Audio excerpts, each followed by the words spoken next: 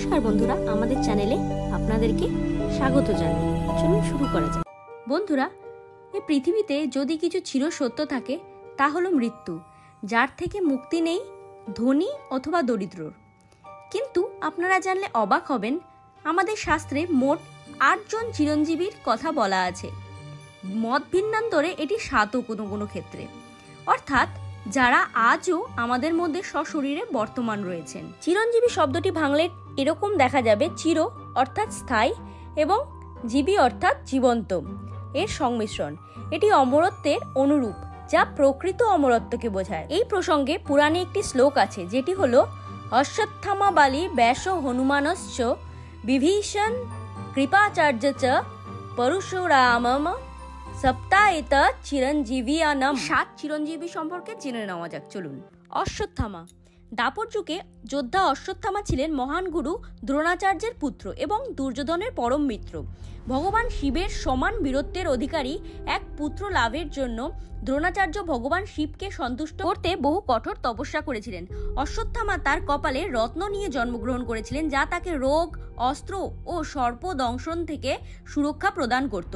তিনি দাপর যুগে ক্ষমার অযোগ্য কিছু অপরাধ করেন এবং কৃষ্ণ তাকে অভিশাপ দেন যে তিনি গোটা শরীরে বেদনাদায়ক ক্ষত নিয়ে গোটা পৃথিবীতে ঘুরে বেড়াবেন, কিন্তু তার মৃত্যু কখনো ঘটবে না।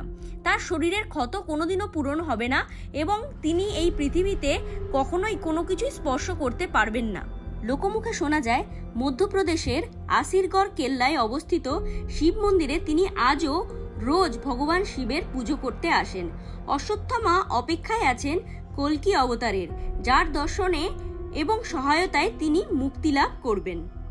বিরোচন পুত্র মহাবলী ছিলেন চিরঞ্জীবীদের মধ্যে অন্যতম এবং তাকেই সঠিক শিক্ষা প্রদান করার জন্য বিষ্ণু বামন অবতার নিয়ে আসেন। বালির নিঃস্বার্থ ভক্তি, ধর্ম এবং অটল কথার প্রতি সন্তুষ্ট হয়ে ভগবান বিষ্ণু তাকে অমরত্ব প্রদান করেন এবং তিনি বছরে একবার করে পৃথিবীতে আসার বরলাভ করেন। এই মহাবলীর মর্তে আসার উপলক্ষে কেরালায় প্রতি বছর ওনাম উৎসব উদযাপিত করা হয়। এই চিরঞ্জীবীদের মধ্যে অন্যতম প্রধান হলেন পরশুরাম। সমস্ত অস্ত্র শস্ত্র এবং দৈব শক্তি সম্পন্ন পরশুরাম ছিলেন বিষ্ণুর অবতার। মাতা ছিলেন তার রেণুকা এবং পিতা যমদাগ্নি, যিনি সপ্ত ঋষির মধ্যে একজন। ব্রাহ্মণ পরিবারে জন্মগ্রহণ করলেও তিনি অন্যান্য ব্রাহ্মণদের থেকে অনেকটাই ভিন্ন ছিলেন। ব্রাহ্মণের পরিবর্তে পরশুরাম নিজের মধ্যে একটি ক্ষত্রিয়ের বৈশিষ্ট্য বহন করতেন, যার মধ্যে আগ্রাসন, যুদ্ধ এবং বীরত্ব অন্তর্ভুক্ত ছিল। সুতরাং উভয় বংশেরই দক্ষতার কারণে তাকে ব্রহ্ম ক্ষত্রিয়ও বলা হয়। তিনি তার বিখ্যাত কুঠারটি মহাদেবের কাছ থেকে পেয়েছিলেন। অন্য আর ৭ অবতারের মতো ভগবান পরশুরাম আজও পৃথিবীতে অমর। বলা হয় যে ইনি দাপর যুগে মহেন্দ্রগিরি পর্বতে ধ্যানে মগ্ন ছিলেন এবং আজও সেখানেই আছেন। কল্কি পুরাণে বর্ণিত হয়েছে যে পরশুরাম হবেন ভগবান বিষ্ণুর শেষ অবতার, কল্কির প্রধান গুরু।